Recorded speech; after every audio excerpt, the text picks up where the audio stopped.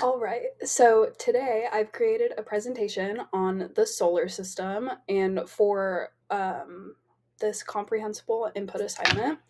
So, first, with the solar system, there will be a video right here, and it connects to a National Geographic video explaining the solar system and each of the planets in that order.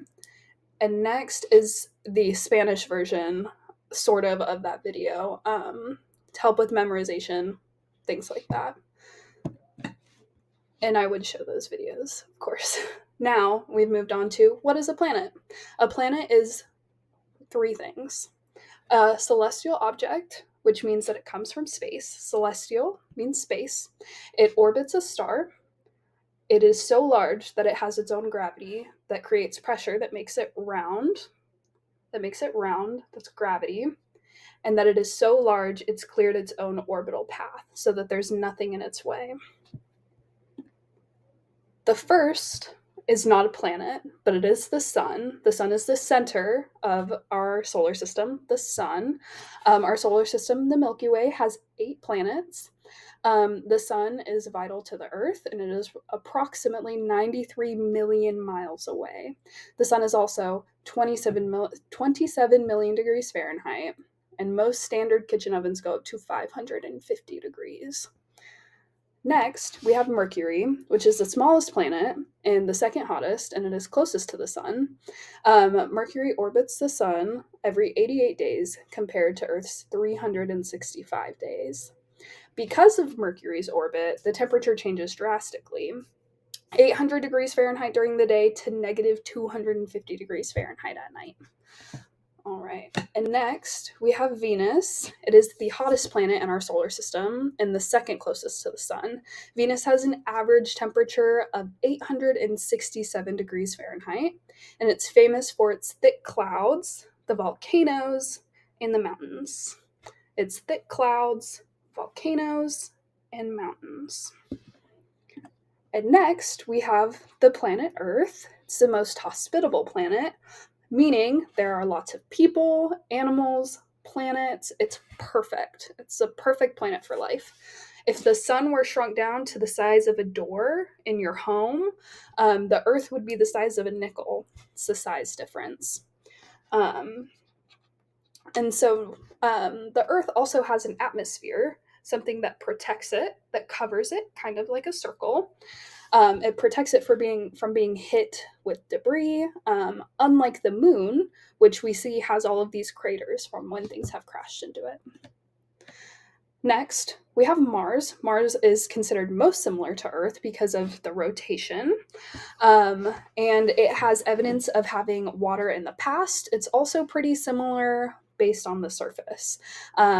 It's kind of cool because Mars has 2 moons, Phobos and Deimos, which are named after the horses that pulled the Greek god Ares chariot. A fun fact about Mars is that there's a chance of Phobos crashing into Mars in about 50 million years, and that can create a new ring. So we won't be alive for it, but that'll be cool.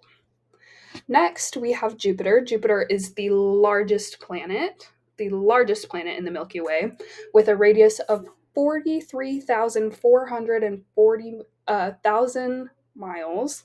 If Jupiter were hollow, 1,000 Earths could fit inside. That's how big Jupiter is. Jupiter is known for officially having 4 moons, 4 large moons, and 91 smaller moons. And it is a gas giant, meaning it doesn't have a true surface, so we wouldn't be able to land on it. We wouldn't be able to land on it like that. It's made up of gases, liquid, and other matter where you would be able to pass right through it. Next is Saturn. Saturn is another gas giant. It's made mostly of hydrogen and helium. Because of the tilt, this planet also experiences seasons, and is well known for having 146 moons and a ring system of that spans for 175,000 miles. That's a lot of miles. Next, we have Uranus. It is an ice giant. Yeah, it's an ice giant. Sorry. Similar to Jupiter, it doesn't have a true surface. So once again, you could pass right through it. You would not be able to land on it. Uranus has 13 rings, 28 moons. Uranus's atmosphere is mostly hydrogen and helium, with a small amount of water and methane. Methane is what makes the planet blue. Next, we have Neptune.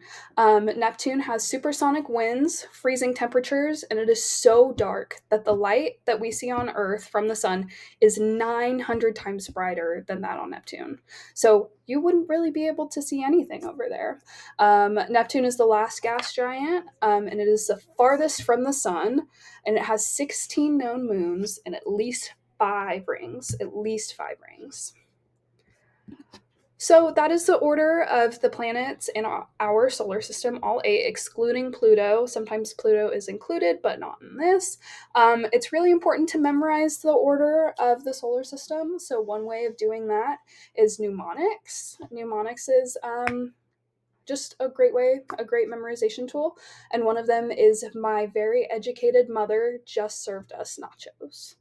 My very educated mother just served us nachos. So my being Mercury, very being Venus, educated Earth, mother Mars, just Jupiter, served Saturn, us Uranus, nachos, and Neptune.